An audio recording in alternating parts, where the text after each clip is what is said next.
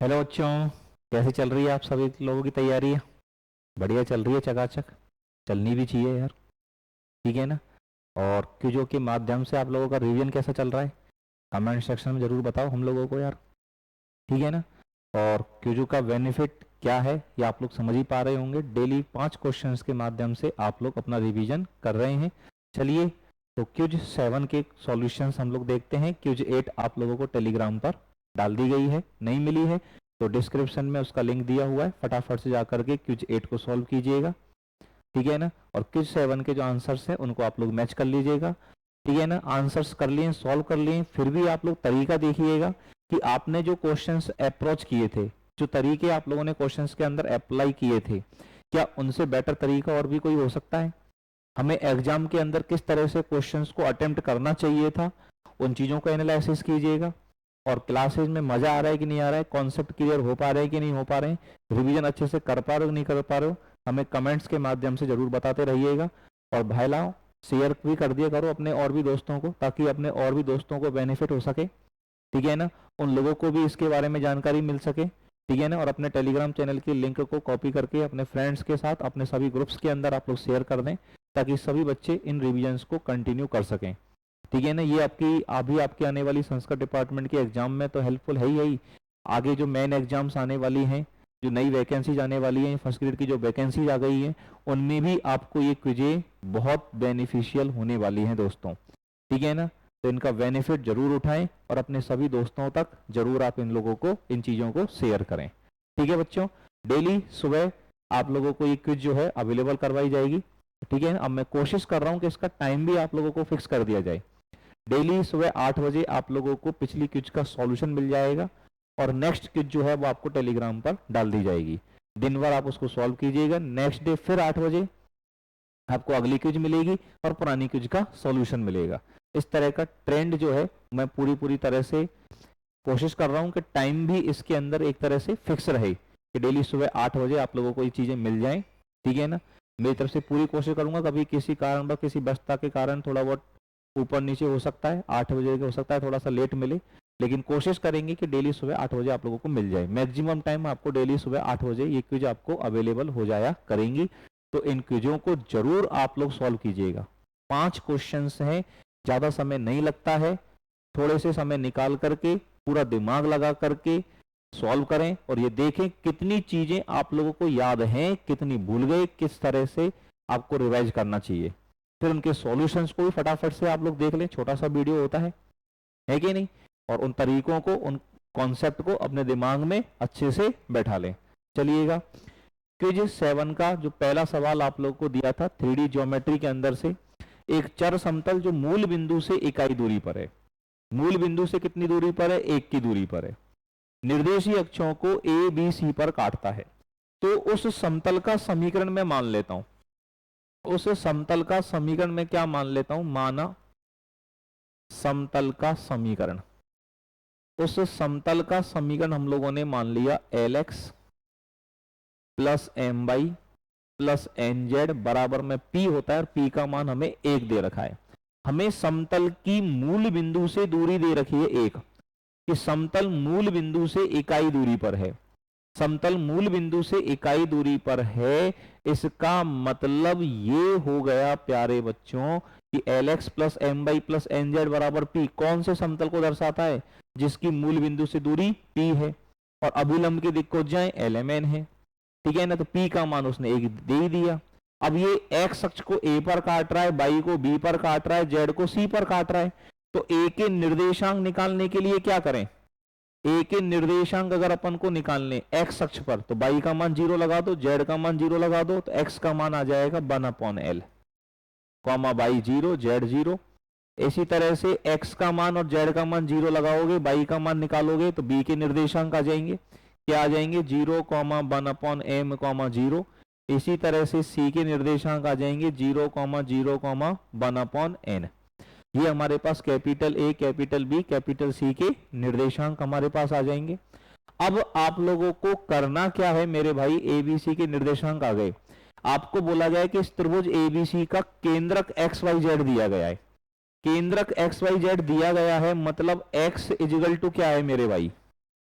मतलब x is equal to हमारे पास क्या है, ठीक है ना, x मतलब हो गया तीनों के x निर्देशांक जोड़ो 1/l और इसमें 3 का भाग दे दो, 1/l में 3 का भाग दिया तो ये 1/3l हो गया x बराबर, तो l की वैल्यू कितनी हो जाएगी 1/3x। Similarly m is equal to हमारे पास आ जाएगा 1/3y और n इजिकल टू हमारे पास आ जाएगा 1/3z। आ जाएगा नहीं आ जाएगा। अब एल एम एन जो है वो अभिलंब की दिक् कोज्याएं तो हैं, त्रिभुज एबीसी का केंद्रक कैसे निकलता है, तीनों के x निर्देशांक को जोड़ के 3 का भाग दे दो, तीनों के y निर्देशांक को जोड़ के 3 का भाग दे दो, तीनों के z निर्देशांक को जोड़ के 3 का भाग दे दो। तो x बराबर 1/l प्लस 0 बटे 3, y बराबर 0 प्लस 1/m प्लस 0 बटे 3, z बराबर 0 प्लस 1/n बटे 3, ठीक है ना। तो वहां से हमने एलएमएन के मान निकाल लिए। अब एलएमएन को हमें गायब करना है, एक्स वाई जेड में रिलेशन लाना है, केंद्रक का बिंदु पति तो लाना है। और एलएमएन क्या है, दिक् कोज्याएं हैं, डीसीएस हैं। और किसी भी रेखा की दिक् कोज्याओं के वर्गों का योग कितना होता है दोस्तों, एक होता है, L square plus M square plus N square बराबर 1। तो यहां L square plus M square plus N square equal to 1 जब करोगे, हम लोग यहां पर करेंगे L square plus M square plus N square equal to 1। तो एल का मान कितना है 1/3x, तो 1/9x स्क्वायर प्लस ये आ जाएगा 1/9y square plus 1/9z square बराबर में 1, 9 से गुणा कर देंगे तो 1/x स्क्वायर x की घात -2, 1/y स्क्वायर y की घात -2 प्लस z की घात -2 बराबर में हमारे पास हो जाएगा 9। और बराबर में यहां आप लोगों को क्या दे रखा है, k दे रखा है। तो k की जो वैल्यू हमारे पास यहां दिखाई दे रही है, k का जो मान यहां पर रिलेशन में आप लोगों को प्राप्त हुआ है, वो k का मान कितना प्राप्त हुआ है प्यारे बच्चों, 9 प्राप्त हुआ है। तो इस सवाल का जो आंसर है, पहले सवाल का आंसर आप लोगों के पास में क्या आना चाहिए था, डी आना चाहिए था। बात समझ में आ गई सब लोगों को, कॉन्सेप्ट समझ में आया सब लोगों को अच्छे से, हाँ या ना जवाब जरूर दें, ठीक है। चलिएगा अगला क्वेश्चन देखें, क्वेश्चन नंबर 2 हम लोगों से क्या कहना चाह रहा है। ट्राइंगल PQR है, कोण R का मान π/2 है, कोण R का मान π/2 है तो P प्लस Q बराबर π/2 हो जाएगा, मतलब P/2 प्लस Q/2 बराबर हो जाएगा π/4। और दोनों तरफ tan लेंगे तो tan P/2, tan A plus B का सूत्र लग जाएगा इसमें, tan A प्लस B का tan A plus tan B बटे 1 minus tan A tan B और बराबर में tan π/4 1।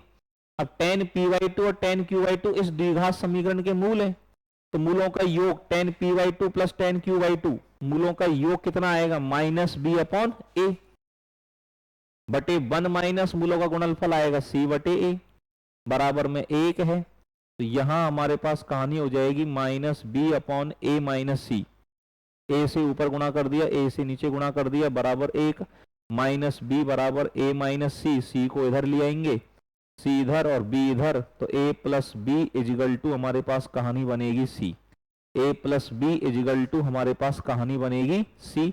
तो इस सवाल का आंसर आप लोगों के पास में क्या आएगा, A plus B equal to C. Angle R का मान π/2 है, tan p/2 और tan q/2 समीकरण ax square plus bx plus C बराबर 0 के मूल हैं। तो यहां पर रिलेशन क्या बनेगा, रिलेशन बनेगा a plus B equal to C. Is that clear, बात समझ में आ गई सब लोगों को, ठीक है। तो क्या रिलेशन यहां पर हो गया। चलिएगा क्वेश्चन नंबर 3 को जरा देखा जाए कि क्वेश्चन नंबर 3 हम लोगों से क्या कहना चाह रहा है। क्वेश्चन नंबर 3 का जो सॉल्यूशन है ये हमारे पास में क्या होना चाहिए था। इसमें r का मान 0 लगाएंगे तो सबसे पहले हमारे पास बनेगा nc0, फिर r का मान 1 लगाएंगे n+1c1, फिर r का मान 2 लगाओगे n+2c2 plus dot dot dot last में r का मान n लगेगा तो 2ncn तक आएगा। अब कई लोग तो इसको देख करके डर जाते हैं, क्या करें क्या नहीं करें, फंस गए। कभी लॉजिक दिमाग में आ जाता है, कभी नहीं आता है, क्या करें। तो इसमें एक काम करो ना, n इजिकल टू 1 ले लेते हैं, n का मान 1 लेंगे तो लास्ट वैल्यू क्या बनेगी 2c1, स्टार्टिंग वैल्यू क्या बनेगी 1c0, 1c0। अब देखो एक एक करके बढ़ेगा तो ये सीधी सी बात, ये दो टर्म आई। अगर n का मान 1 ले लूं तो ये पूरा मान ये हो गया, तो ये 1c0 का मान 1, 2c1 का मान 2, तो ये 3 आना चाहिए। अब कौन से ऑप्शन से आ रहा है, n का मान अगर 1 लगाएंगे तो ये हो जाएगा 3c1 3, यहां तो सही आ रहा है। एन का मान 1 लगाएंगे तो ये हो जाएगा 2C0, जो 1 आएगा, मतलब ये ऑप्शन गलत। या एन का मान 1 लगाएंगे तो ये 3C0 आएगा, ये भी 1 आएगा, तो ये ऑप्शन गलत। या एन का मान 1 लगाएंगे तो 2C2 आएगा, तो ये मान भी 1 आएगा, तो ये ऑप्शन भी गलत। तो सही ऑप्शन कौन सा बचा हमारे पास? ऑप्शन ए बचा, है कि नहीं? मजा आया कि नहीं आया सवालों के अंदर से? ट्रिक्स मिल रही है कि नहीं मिल रही है आप लोगों को? क्वेश्चंस के माध्यम से ट्रिक्स भी मैं आप लोगों को यहाँ पर पहुंचाने की कोशिश कर रहा हूँ, ठीक है ना? तो इन ट्रिक्स को सजो करके रख लो अपने पास, बहुत फायदा आप लोगों को यहाँ पर मिलने वाला है। समेशन r बराबर 0 से n, n plus R, C R का जो मान है, ये वैल्यू आप लोगों के पास कितनी हो गई प्यारे बच्चों? 3C1 is equal to 3। मतलब ऑप्शन ए इस सवाल का आंसर यहाँ पर मिलेगा, ठीक है? चलिएगा अगले सवाल की तरफ चलते हैं। क्वेश्चन नंबर जो 4 है, इस सवाल को जरा देखा जाए कि क्वेश्चन नंबर 4 हम लोगों से क्या कहना चाह रहा है। यदि मूल बिंदु Z1 और Z2 एक समबाहु त्रिभुज के शीर्ष हैं, एक समबाहु त्रिभुज है, ठीक है ना? समबाहु त्रिभुज मैं बना देता हूं यहां पर, ठीक है? ये हमने एक समबाहु त्रिभुज बनाया, और समबाहु त्रिभुज ऐसे बनाना है कि उसमें एक शीर्ष मूल बिंदु होना चाहिए। ये मूल बिंदु हमने एक शीर्ष ले लिया, ठीक है ना? इस तरह से हमने यहाँ पर ये एक समबाहु त्रिभुज बना लिया।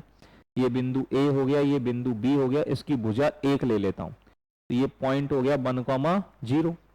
ये भुजा भी 1, ये भुजा भी 1, ये एंगल हो जाएगा हमारे पास 60 डिग्री। तो यहां से अगर लंब डालेंगे तो ये लंबाई आ जाएगी हमारे पास √3/2।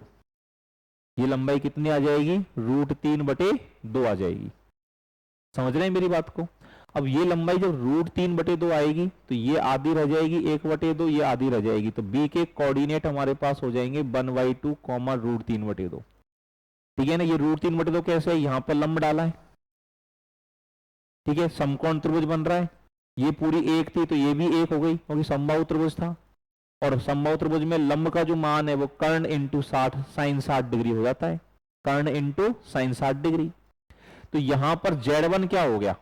Z1 बराबर हो गया हमारे पास 1 प्लस आयोटा 0, और Z2 बराबर हो गया 1/2 प्लस आयोटा √3/2, ठीक है ना?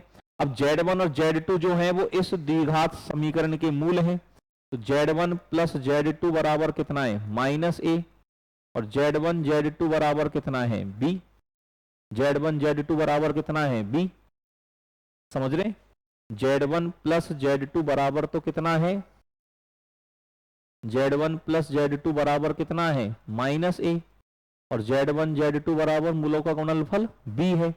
a और b में रिलेशन लाना है, तो यहाँ दोनों को अगर मैं जोड़ता हूं तो दोनों को जोड़ने पर Z1 प्लस Z2 बराबर आ जाएगा 3/2 प्लस आयोटा √3/2, और √3/2 दोनों में से कॉमन ले लूं तो √3 प्लस आयोटा बन जाता है, ठीक है? और मूलों का गुणनफल Z1 Z2, Z1 का मान तो 1 है तो गुणा करने से कोई फर्क पड़ेगा ही नहीं, तो ये मान 1/2 प्लस आयोटा √3/2 आएगा। ये तो हमारा b हो गया।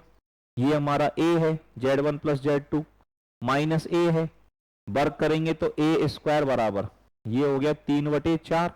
इसका जब वर्ग करोगे √3 का वर्ग 3, आयोटा का वर्ग आयोटा स्क्वायर -1 आएगा, तो 3 - 1 2, और दोनों के गुणा का दुगना हो जाएगा आयोटा 2 √3, 2 कॉमन आकर के कट जाएगा, तो a² बराबर 3/2 1 प्लस आयोटा √3। तो ये जो मान आपको यहां पर दिख रहा है, ये मान का a का मान है, ये b का ही तो मान है।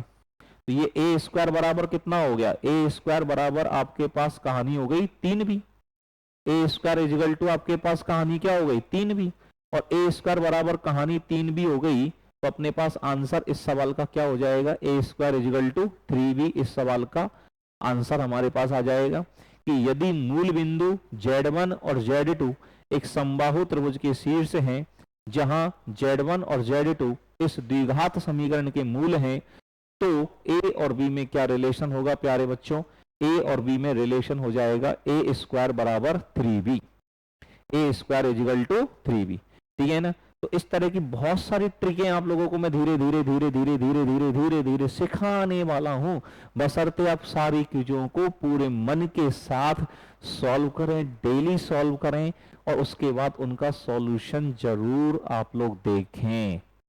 ठीक है ना। हर क्विज की जो डीपीपी है, क्विज की जो पीडीएफ है, उसमें नीचे क्लिक हेयर लिखा हुआ है कि क्विज का सॉल्यूशन देखने के लिए यहाँ क्लिक करें। जैसे ही उस पर क्लिक करोगे आप सॉल्यूशन पर पहुंच जाओगे तुरंत। इतना सारा सिस्टम हमने सेट किया हुआ है, हर चीज का सिस्टम हमने सेट किया हुआ है।